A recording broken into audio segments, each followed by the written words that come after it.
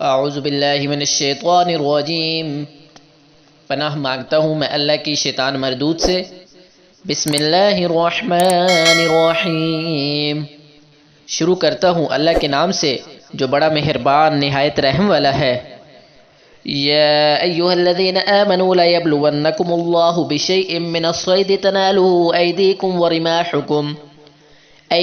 ورماحکم لیعلم اللہ من یخافہ بالغیب فمن اعتدى بعد ذلك فله عذاب علیم۔ مومنو، کسی قدر شکار سے جن کو تم ہاتھوں اور نیزوں سے پکڑ سکو خدا تمہاری آزمائش کرے گا، یعنی حالت احرام میں شکار کی ممانعت سے، تاکہ معلوم کرے کہ اس سے غائبانہ کون ڈرتا ہے، تو جو اس کے بعد زیادتی کرے اس کے لیے دکھ دینے والا عذاب تیار ہے۔ یا ایہا الذین آمنوا لا تقتلوا الصید وانتم حرم ومن قتله منكم متعمدا فجزاء مثل ما قتل من النعم يحكم به ذوى عدل منكم هديا بالغ الكعبة أو كفارة طعام مساكين أو عدل ذلك صياما ليذوق وبال أمره عفى الله عما سلف ومن عاد فينتقم الله منه والله عزيز ذو انتقام۔ مومنو، جب تم احرام کی حالت میں ہو تو شکار نہ مارنا، اور جو تم میں سے جان بوجھ کر اسے مارے تو اس کا بدلہ دے، اور وہ یہ ہے کہ اسی طرح کا چارپایا جسے تم میں سے دو متعبر شخص مقرر کر دیں قربانی کریں، یہ قربانی کعبہ پہنچائی جائے، یا کفارہ دے اور وہ مسکینوں کو کھانا کھلانا ہے، یا اس کے برابر روزے رکھے تاکہ اپنے کام کی سزا کا مزہ چکھے، اور جو پہلے ہو چکا وہ خدا نے معاف کر دیا، اور جو پھر ایسا کام کرے گا تو خدا اس سے انتقام لے گا، اور خدا غالب اور انتقام لینے والا ہے۔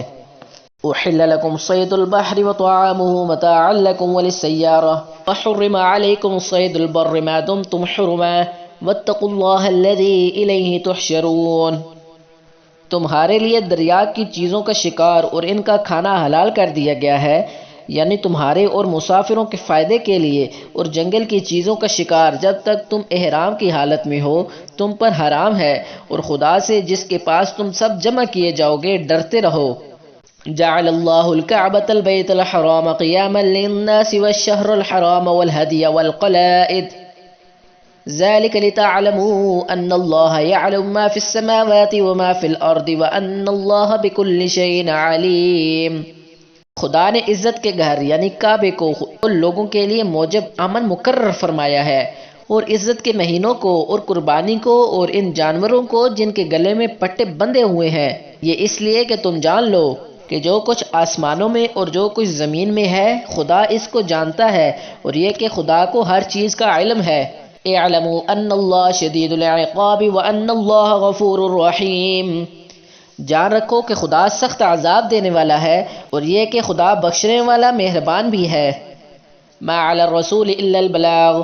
واللہ یعلم ما تبدون وما تکتمون۔ پیغمبر کے ذمہ تو صرف پیغام خدا کا پہنچا دینا ہے، اور جو کچھ تم ظاہر کرتے ہو اور جو کچھ مخفی کرتے ہو خدا کو سب معلوم ہے۔ قل لا يستوي الخبيث والطيب لو أعجبك كثرة الخبيث فاتقوا الله يا أولي الألباب لعلكم تفلحون۔ کہہ دو کہ ناپاک چیزیں اور پاک چیزیں برابر نہیں ہوتی، وہ ناپاک چیزوں کی کثرت تمہیں خوش ہی لگے، تو عقل والوں خدا سے ڈرتے رہو تاکہ راستگاری حاصل کرو۔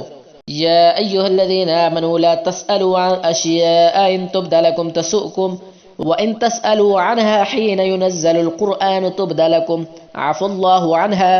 وَاللَّهُ غَفُورٌ حَلِيمٌ۔ مومنو، ایسی چیزوں کے بارے میں سوال مت کرو کہ اگر ان کی حقیقتیں تم پر ظاہر کر دی جائیں تو تمہیں بری لگیں، اور اگر قرآن کے نازل ہونے کے ایام میں ایسی باتیں پوچھو گے تو تم پر ظاہر بھی کر دی جائیں گی۔ اب تو خدا نے ایسی باتوں کے پوچھنے سے درگزر فرمایا ہے، اور خدا بخشنے والا بردبار ہے۔ قد سألها قوم من قبلكم ثم اصبحوا بها كافرين۔ اس طرح کی باتیں تم سے پہلے لوگوں نے بھی پوچھی تھی، مگر جب بتائی گئی تو پھر ان سے منکر ہو گئے۔ ما جعل اللہ من بحیرة ولا سائبة ولا وصیلة ولا حام ولكن الذين كفروا يفترون على الله الكذب وأكثرهم لا يعقلون۔ خدا نے نہ تو بحیرہ کچھ چیز بنائی ہے اور نہ صاحبہ اور نہ وسیلہ اور نہ حام، بلکہ کافر خدا پر جھوٹ افطرا کرتے ہیں اور یہ اکثر عقل نہیں رکھتے۔ وَإِذَا قِيلَ لَهُمْ تَعَالَوْا إِلَى مَا أَنزَلَ اللَّهُ وَإِلَى الرَّسُولِ قَالُوا حَسْبُنَا مَا وَجَدْنَا عَلَيْهِ آبَاءَنَا أَوَلَوْ كَانَ آبَاؤُهُمْ لَا يَعْلَمُونَ شَيْئًا وَلَا يَهْتَدُونَ۔ اور جب ان لوگوں سے کہا جاتا ہے کہ جو کتاب خدا نے نازل فرمائی ہے اس کی اور رسول اللہ کی طرف رجوع کرو، تو کہتے ہیں کہ جس طریق پر ہم نے اپنے باپ دادا کو پایا ہے وہی ہمیں کافی ہے، بھلا اگر ان کے باپ دادا نہ تو کچھ جانتے ہوں اور نہ سیدھے رستے پر ہوں۔ یا ایھا الذین آمنوا علیکم انفسکم لا یضرکم من ضل اذا اہتدیتم الی اللہ مرجعکم جمیعا فینبئکم بما کنتم تعملون۔ اے ایمان والو، اپنی جانوں کی حفاظت کرو، جب تم پر ہدایت ہو تو کوئی گمراہ تمہارا کچھ بھی بگاڑ نہیں سکتا، تم سب کو خدا کی طرف لوٹ کر جانا ہے، اس وقت وہ تم کو تمہارے سب کاموں سے جو دنیا میں کیے گئے تھے آگاہ کرے گا اور ان کا بدلہ دے گا۔ یا ایھا الذین آمنوا شہادۃ بینکم اذا حضر أحدكم الموت حين الوصية اثنان ذوى عدل منكم أو آخران من غيركم إن أنتم ضربتم في الأرض فأصابتكم مصيبة الموت تحبسونهما من بعد الصلاة فيقسمان بالله إن ارتبتم لا نشتري به ثمنا ولو كان ذا قربى ولا نكتم شهادة الله إنا إذا لمن الآثمين۔ مومنو، جب تم میں سے کسی کی موت موجود ہو تو شہادت کا نصاب یہ ہے کہ وصیت کے وقت تم مسلمانوں میں سے دو مرد عادل یعنی صاحب اعتبار گواہ ہو، یا اگر مسلمان نہ ملیں اور تم سفر کر رہے ہو اور اس وقت تم پر موت کی مصیبت واقع ہو تو کسی دوسرے مذہب کے دو شخصوں کو گواہ کر لو۔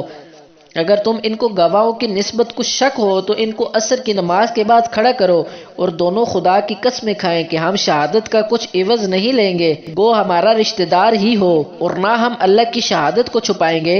اگر ایسا کریں گے تو گناہگار ہوں گے۔ فَإِنْ عُثِرَ عَلَىٰ أَنَّهُمَا اسْتَحَقَّا إِثْمًا فَآخَرَانِ يقومان مقامهما من الذين استحق عليهم الأوليان فيقسمان بالله لشهادتنا أحق من شهادتهما وما اعتدينا